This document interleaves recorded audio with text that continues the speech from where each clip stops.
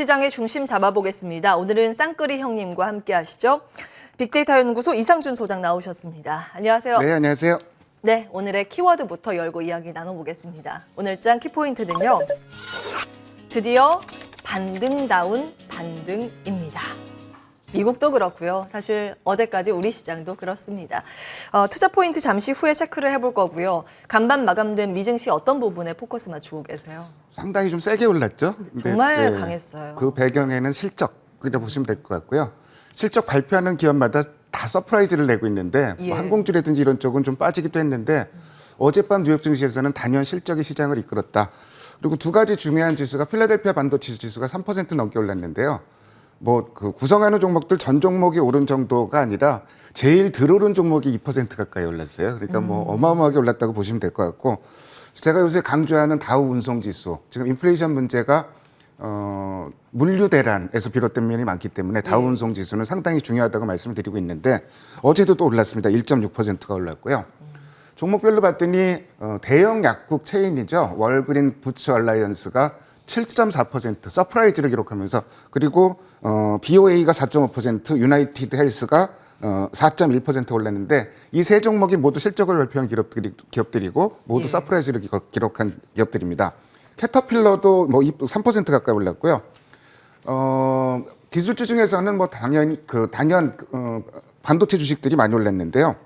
램 리서치가 4% 넘게 올랐고 대형 기술주들도 많이 올랐습니다. 구글이 2.6%, 애플이 2% 올랐고 마이크론 테크놀로지도 2% 넘게 올랐는데 필라델피아 반도체 구성하는 종목 중에서는 그나마 좀 덜 오른 편이에요. 그러니까 얼마나 이제 반도체 주식이 강했는지를 좀 분위기를 좀 보시면 될 것 같고. 웬만한 기술주는 정말 크게 다 올랐더라고요. 예.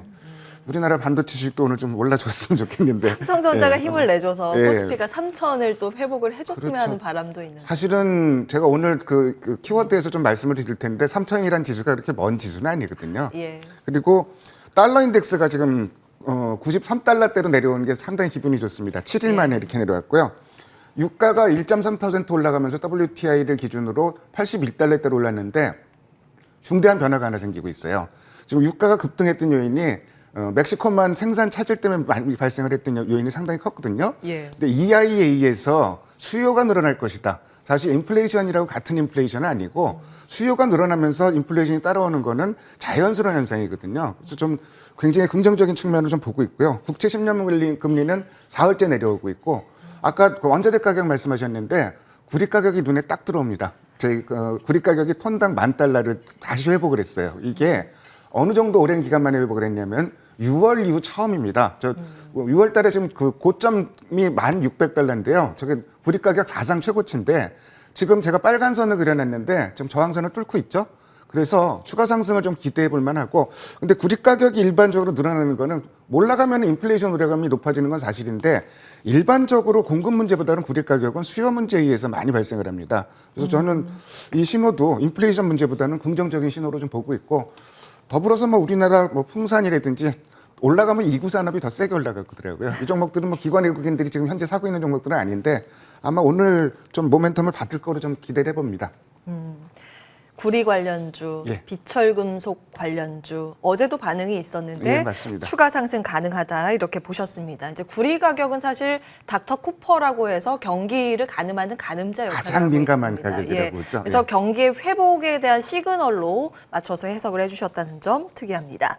자, 국내 가겠습니다. 우리 쌍끌이 형님께서는 수급 꼼꼼히 분석을 해주시는데요. 어제 눈에 띄었던 수급 특징주 살펴볼까요? 어제뿐만 아니라 요새 계속 눈에 들어온 종목이 LG화학이에요. 그러니까 예, 뭐 외국인들이 그렇게 사랑을 하더라고요. GM 볼트 문제 조금 해결됐다고 그것 때문에 굉장히 세게 움직이는데, 글쎄 지금 뭐 단기간에 좀 올라오긴 올라왔기 때문에 신규 진입은 좀 어쩔지 모르겠는데 갖고 계신 분들은 조금 시세를 즐기셔도 될 것 같고요. 예. SK이노베이션도 4월 연속 쌍끌이가 들어오고 있습니다. 그 이외에 어제 카카오, 네이버, 사실은 이 종목들은 더 빠질 만큼 빠졌다 이런 생각도 좀 들어요. 너무 과하게 빠졌잖아요. 예. 이 종목들 쌍끌이 매수가 들어오는데 두 종목 중에서는 최근에 수급은 카카오가 더 좋습니다. 참고해 두시면 좋을 것 같고요. 예. 코스피는 아무래도 수급 연속성은 좀 그 코스닥보다는 좀 코스닥은 코스피보다는 좀 떨어지는 모습인데 에코프로 H의 네이처셀 이런 종목 정도가 쌍끌이 매수가 나타났고, 외국인이 SM 열심히 사고 있습니다. 뭐 뭐 SN 관련해서는 그 엔터주 관련해서는 제가 타이거 미디어 콘텐츠가 대안이 될 수 있다 이렇게 말씀을 드렸는데 그런 부분도 한번 기억해 주시면 좋을 것 같고. 타이거 미디어 엔터 ETF는 ETF로. SM의 비중이 가장 높죠. 가장 SM이 가장 높고 2번이 JYP, 3번이 YG엔터, 그다음에 4번이 하이브예요. 지금도 안 늦었어요? 예? 지금도 안 늦었어요. 말씀하시고 많이 올라가지고요. 예. 근데 저는 지금 사도 될 것 같아요. 그리고 2차 전지도 마찬가지로 ETF 관련해서 투자하는 것도 하나의 대안이 될 수 있을 것 같고요. 예. 수급 특징주로는 두산 피어셀 한번 좀 들고 와봤습니다. 어제 이슈가 있었던 종목인데 어제 매수가 차트에서 보면은 갑자기 위로 확 솟는 모습이 나왔는데 어제 굉장히 좀 강한 좀 쌍끌이 매수세가 들어왔어요. 그 중에서 주도를 한 게 연기금이고요. 이 종목은 3분기 실적은 조금 예상보다는 안 나올 거로 예상을 합니다. 그 이유가 신규 수주가 4분기에 대부분 집중이 됐다고 얘기를 해요. 근데 뭐 이 회사는 내년부터 성장 모멘텀이 확실한 건 강하게 나타나는 건 확실하게 보여지고요.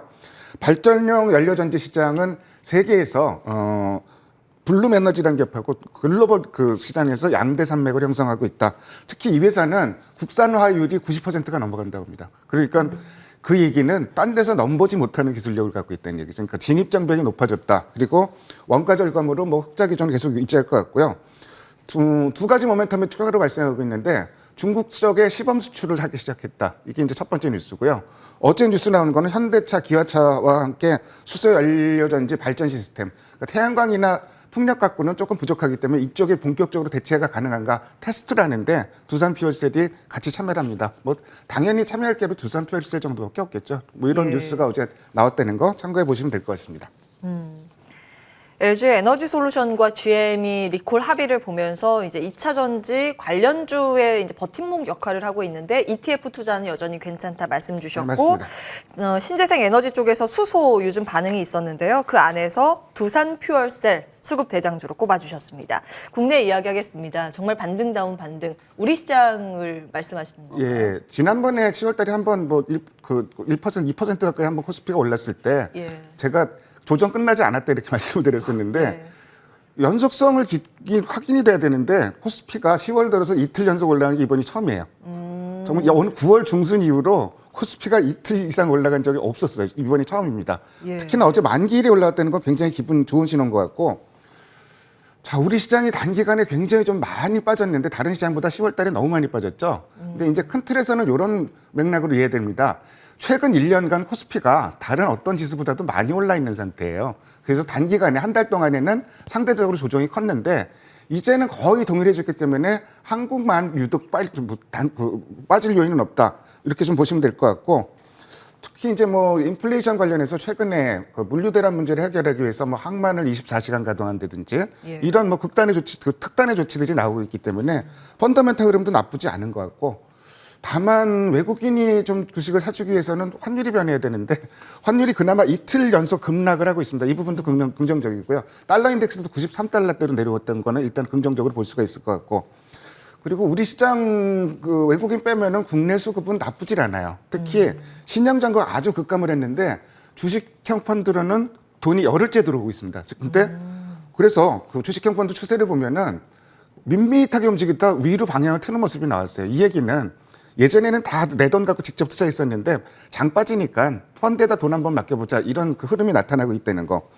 자, 여기서부터가 이제 중요한 부분인데 그럼 코스피가 올라간다면 어디까지 올라갈 수 있을까? 한번 제가 그 굉장히 단순한 지표가 7월부터 코스피가 6월 달에 고점 찍고 7월부터 쭉 빠졌는데 그때부터 현재까지 지수대 구간별로 거래가 어떻게 됐는지를 살펴봤어요.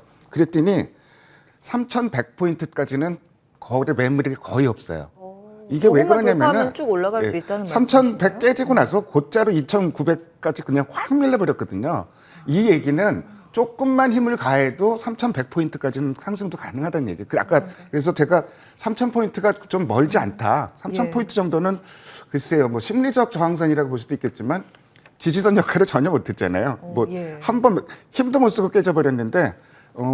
그래서 의외로 3,100포인트까지의 반등도 한번 저는 기대를 해본다고 좀 보여지고 다만 중요한 거는 어떤 종목을 사느냐가 이제 중요하잖아요. 지수 올라가는 게 아니라. 근데 아직까지는 그렇게 특별한 해답은 나오질 않고 있습니다. 이번 주에 기관이 가장 많이 샀던 업종은 운수장비인데요. 자동차 많이 샀고요. 그다음에 그 쌍끌이 매수를 같이 했던 업종은 화학, 기계, 의학 정도인데 운수 장비, 화학 정도를 제외하고는 나머지 종목들은 그렇게 종목을 찾기가 좀 어려운 상황이고 그럼 그 중에서 어떤 종목을 샀는지 좀 살펴봤는데 종목들도 굉장히 한정 특정 지어져요. 현대차는 어저께 외국인들이 크게 좀 팔았고 기아, 현대모비스, 항공우주, 만도 운수장비에서는 이 정도고 예. 화학에서는 LG화학, SK이노베이션 이 정도이기 때문에 어쨌든 뭐 지금 낙폭과대주는 지금 그 대부분 투자자 여러분들이 팔 수 없는 가격까지 빠져 있기 때문에 조금 더 들고 가셔도 될 것 같고 신규로 진입한다 그러면 아무래도 좀 이렇게 좀 수급이 집중되면서 실적도 되고 이런 종목 쪽으로 집중할 수밖에 없다. 뭐 포탈주라든지 뭐 이런 종목들은 글쎄요, 제가 제 계좌에 지금 포탈주가 있다라면은 지금은 안 팔겠어요. 들고 가는 게 좀 맞을 것 같아요. 인터넷 그렇죠. 뭐 종목이요. 네이버, 카카오 얘기하는 건데 예. 지금 뭐 이 종목들을 교체해서 어떤 종목으로 무슨 영화를 보겠습니까? 지금은 너무 많이 빠져 있는 상태이기 때문에 지수의 힘을 믿으면서 대부분 낙폭과 대주는 조금 들고 가시라 이렇게 말씀드리고 싶습니다. 예. 자, 이 매물 분포 차트를 정말 잘 가지고 오셨네요. 네. 보통 이제 기술적인 반등을 알 수 있으려면 매물대가 어디에 형성돼서 어디까지 좀 걸쳐 있는지가 중요한데 목표치 코스피 3,100선까지 열고 주셨고요. 조금 구현해서 말씀드리면은요. 예. 제가 가끔 시장 많이 빠지고 올라갈 때 이거 가끔 그리거든요. 엑셀로 작업해서 그리는데 예.